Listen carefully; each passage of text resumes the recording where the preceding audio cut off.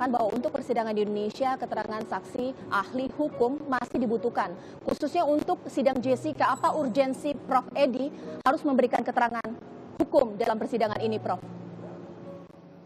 Begini, Mbak Caca, mengenai asas ius coria nobis ada dua hal yang ingin saya jelaskan. Pertama, harus mengetahui betul landasan filosofis dari asas ius coria nobis.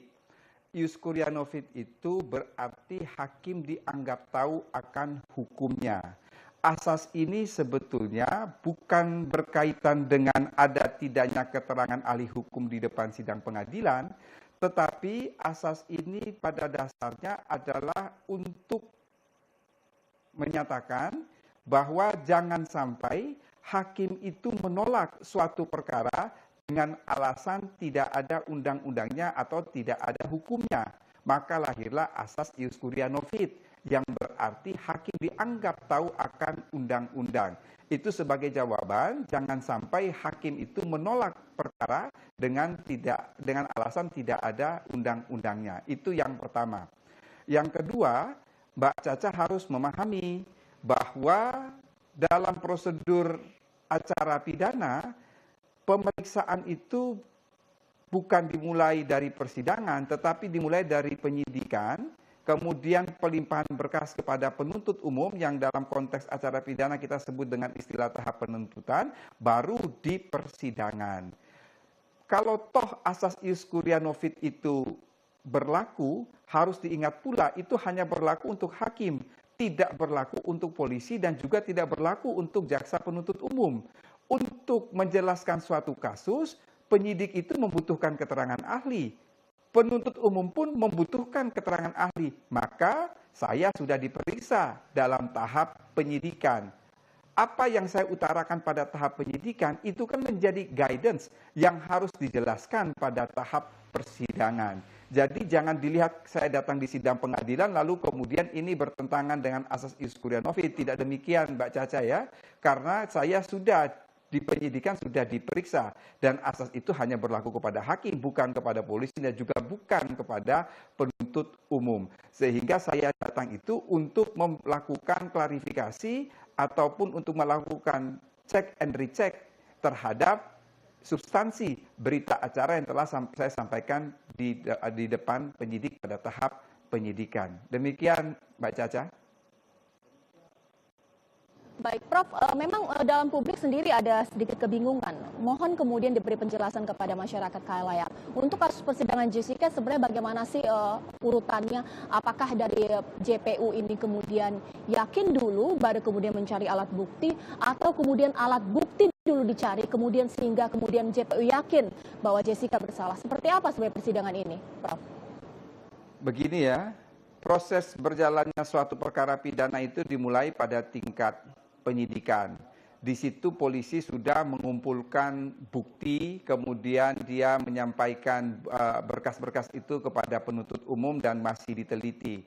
Saya melihat jalannya perkara Jessica yang sedang disidangkan ini kerjaan polisi dan kerjaan penuntut umum sangat profesional ya.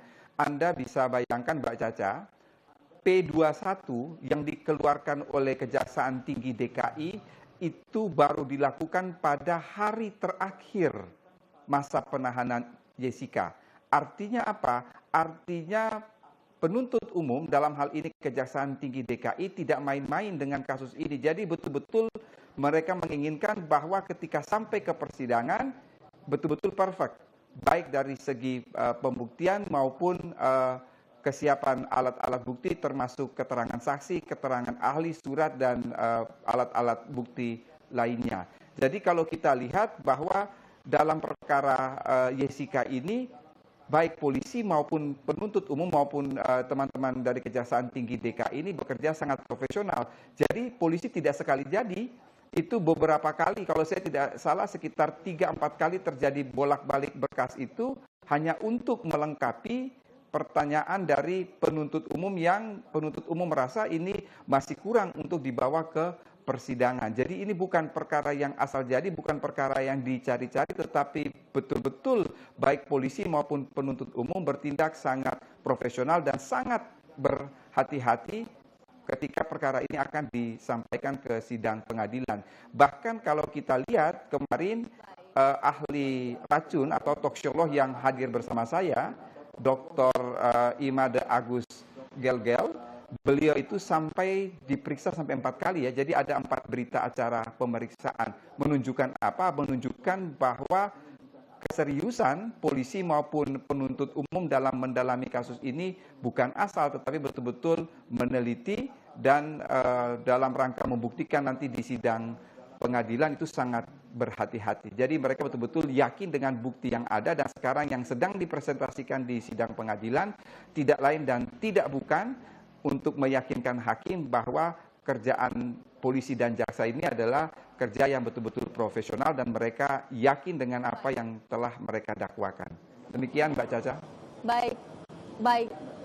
Baik, terima kasih Prof. Edi atas waktunya telah memberikan informasi kepada kita. Dan pemirsa, memang kita akan melihat bagaimana persidangan ini akan digelar esok hari. Saksi-saksi apa yang kemudian akan dihadirkan oleh JPU. Kita saksikan saja nanti esok hari dalam program Kabar Khusus TV One. Tapi ini apa kabar Indonesia Malam kita akan jeda sejenak dulu pemirsa. Kami akan kembali